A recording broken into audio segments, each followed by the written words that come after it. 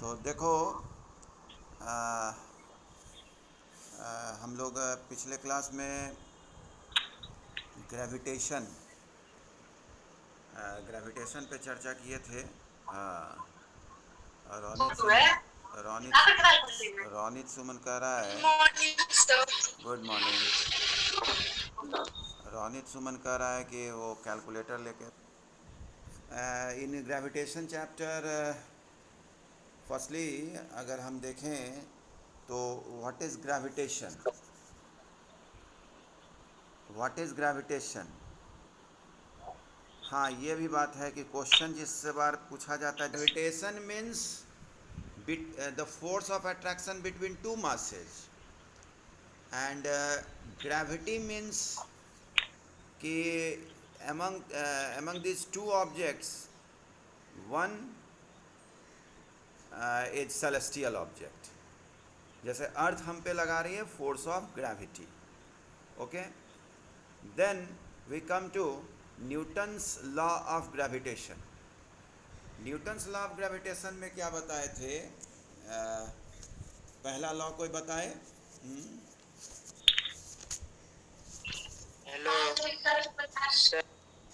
पहला लॉ ये था कि the gravitational force of attraction.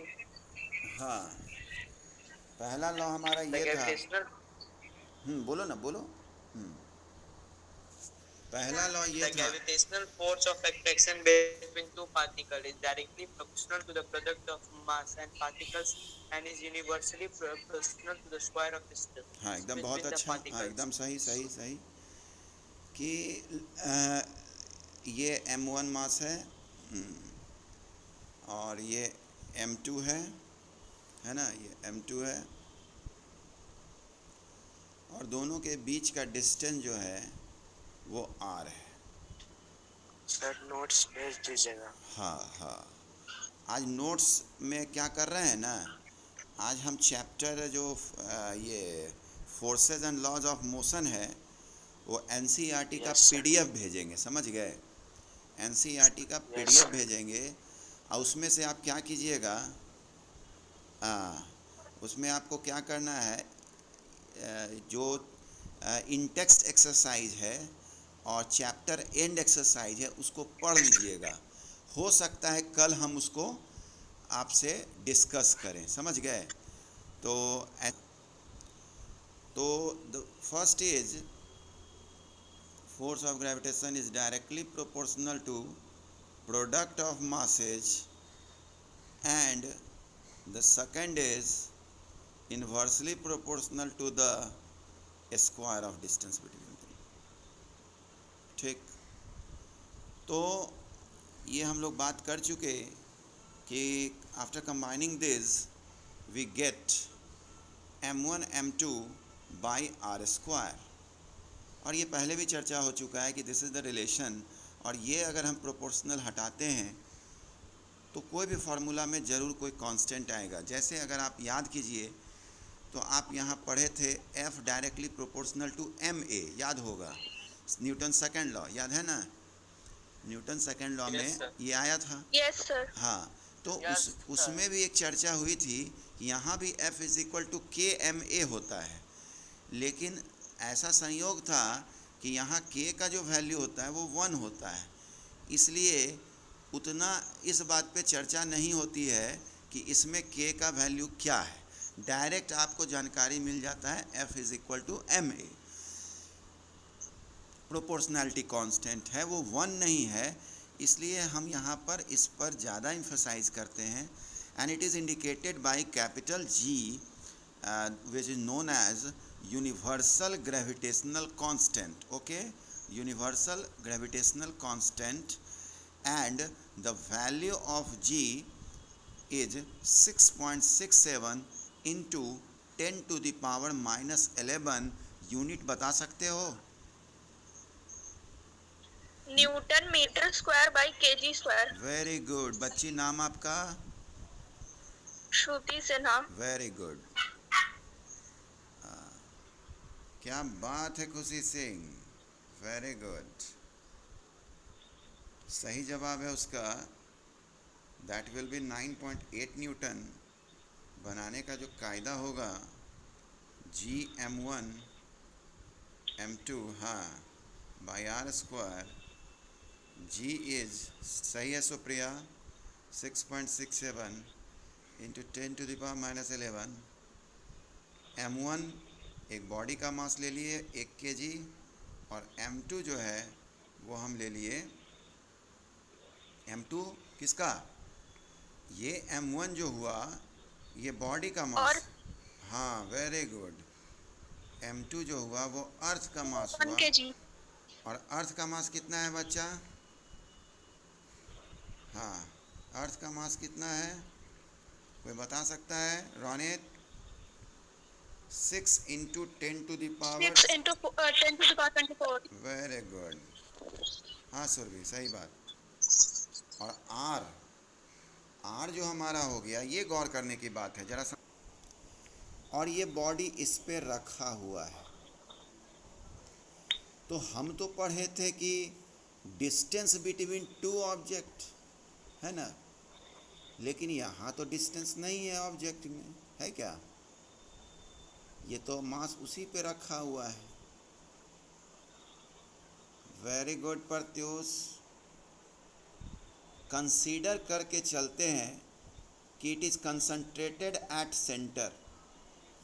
Okay, concentrated at centre, तो यहाँ से इसका दूरी जो हुआ that is the radius of earth.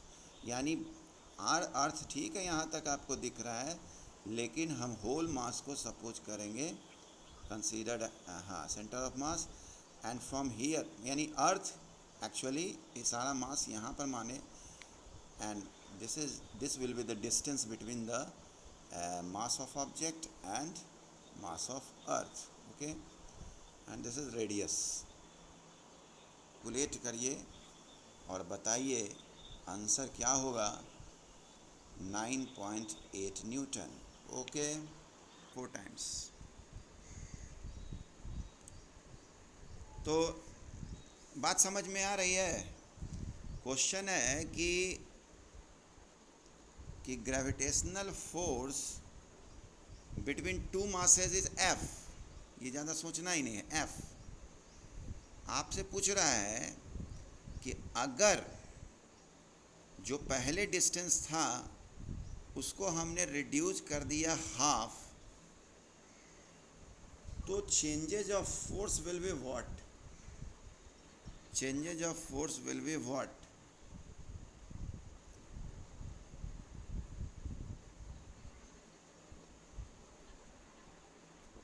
आपका आंसर सही है, 4 टाइम्स इट विल इंक्रीज। पहला तो ये सोचना है, जो भी सवाल बच्चे बनाए पहले आप कॉन्सेप्ट सोचिए कि दो मास के बीच हमने डिस्टेंस को रिड्यूस किया है। ओके, दो मास के बीच हमने डिस्टेंस को रिड्यूस किया है, तो रिड्यूस करने पर तो फोर्स ऑफ ग्रेविटेशन बढ़ेगा ना, घटेगा कैसे? पहले तो ये दिमाग में पहले ही इमेजिन कर लेना है ताकि आंसर गलत। 1/4। अरे 1/4 मतलब तो घट गया। तुम अर्थ से जितना दूर जाओगे तब ना घटेगा फोर्स, तुम तो और नज़दीक कर दिए, है ना। जैसे इसको सिंबल पे हमेशा ध्यान रखिएगा, ये नहीं कि इसको भी लिख दीजिएगा R = 1/4R। बहुत बच्चा लिख देता है R = 1/4R। ये एकदम बेवकूफ़ी वाला बात हुआ कि ये R और फिर 1/4R कैसे बराबर हो जाएगा। इसका मतलब हो गया कि तुम लिख रहे हो 100 = 25, रॉन्ग। ओके, सिंबल इस्तेमाल कीजिए, न्यू के लिए डैश लगाइए। तो ये बात हुई। तो बनाने का कायदा है कि आप ऐसा समझना जरा, Gm1 और m2 जो फार्मूला होता है वो यहाँ क्वेश्चन में नहीं ना चेंज किया है जी, इसलिए हम उसको कांस्टेंट के रूप में k लिख दिए। According to question f dash जो है हमारा वो क्या हो जाएगा, k डैश नहीं लिख देना, r डैश स्क्वायर। ओके, हाँ हाँ हाँ ठीक है समीर। तो ये डिस्टिंक्शन हम बता रहे हैं, इम्फेसाइज कर रहे हैं भाई, ये बहुत ज़रूरी है। आप लोग क्या कर देते हैं, ऊपर भी एफ और जहाँ नया भी अकॉर्डिंग टू क्वेश्चन पूछता है वो भी लिख देते हो एफ। सवाल उठता है कि ये एफ यहाँ 1/r² है और यहाँ ऐसा कैसे है। समझ रहे हो, ये बात समझ में आ रही है? हेलो बच्चे, हाँ यस सर। Yes sir. हाँ, ये ज़रूर ध्यान देना भाई, ये हम जानबूझकर, क्योंकि हम देखते हैं ये स्टेप रॉन्ग होता है। और जो बच्चा बोलता है ना कि बताए थे लेकिन नंबर नहीं आया, तो उसके पीछे कारण है कि सारा बनाए तो प्रोसेस क्या था आपका, है ना? तो ये याद रखिए। अब now this r' is 1/4r, okay. तो we will put here f' is equal to k 1/4 of r square. Therefore f' is equal to, ये 16 ऊपर चला जाएगा, 16 k/r², ओके। अब देखो ऐसा चेंज वगैरह जब पूछता है ना, तो कुछ नहीं, हम लोग को क्या करना पड़ता है, रेशियो में ले लेना पड़ता है। तो रेशियो में हम ले लेते हैं। रेशियो में जब हम लेते हैं तो f' लिखेंगे, ओके। तो f' हमारा आया है, f' हमारा आया है कितना आया है बताओ, 16 k/r²। और f हमारा आया हुआ था, कितना आया हुआ था, ये तो ठीक है ना भाई है? सर k/r² होगा। हाँ, k/r²। कुछ गलती हम कर रहे हैं जी? सर वहाँ पे आप 1/4 लिख दिए हैं, जबकि हाँ। जो डिस्टेंस थे हाफ हुआ है ना। हाँ, यही देखो, कोई अभी तक बोला नहीं। जब हम देखने लगे यहाँ पर 16 है और यहाँ पे r है, तो आंसर तो हमारा 16f आ जाएगा, है ना? तो हमको लगा ये तो गड़बड़ हो रहा है, तो तुम लोग को टोकना चाहिए ना जी। हाँ, ये 4, ओके। अब उसके बाद क्या दिक्कत है, सारा कैंसिल, यह तो f' is equal to 4f हो गया ना।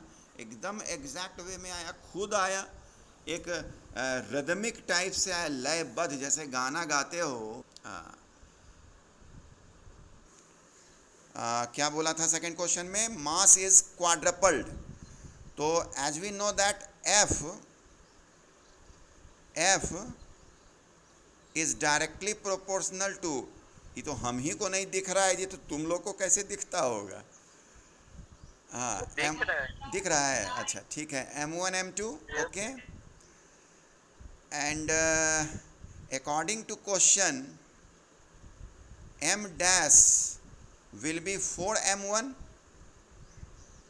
and m2', हाँ सही है, सही है Aditya, m2' is 4m2, okay. Now the new force is directly proportional to m1', हाँ सही है प्रत्युष, m2'। देखो भाई, हम कैमरा बहुत ऊंचा किए हुए, इसलिए हम थोड़ा भी ध्यान नहीं दे रहे हैं कौन दे रहा है जवाब, ओके। तो यहाँ पर आप ये भी काम कर सकते हैं कि f is equal to k m1 m2 लिख दीजिए, ओके। तो यहाँ पर हो जाएगा f' is equal to k m1' m2', okay.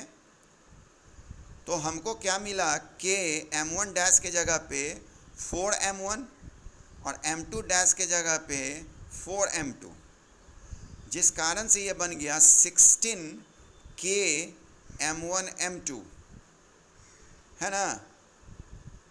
ये हो गया। तो नाउ द चेंज, हाँ समीर सही है, f' is equal to f' हमारा कितना है, k m1 m2 by, sir f' 16 है, हाँ, और f जो हुआ k m1 m2 हुआ, कैंसिल, यानी f' is equal to 16f, okay. ध्यान दीजिएगा, टॉपिक है हमारा gravitation and Newton's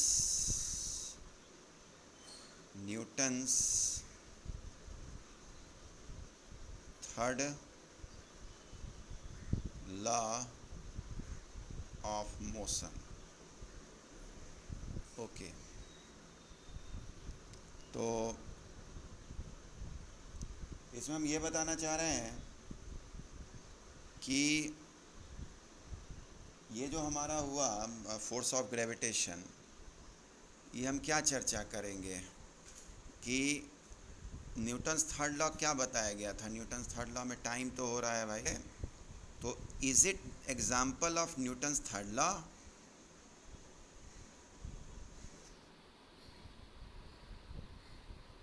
no sir.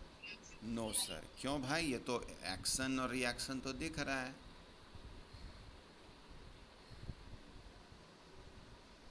This is normal exerted by the surface of earth, and this is mg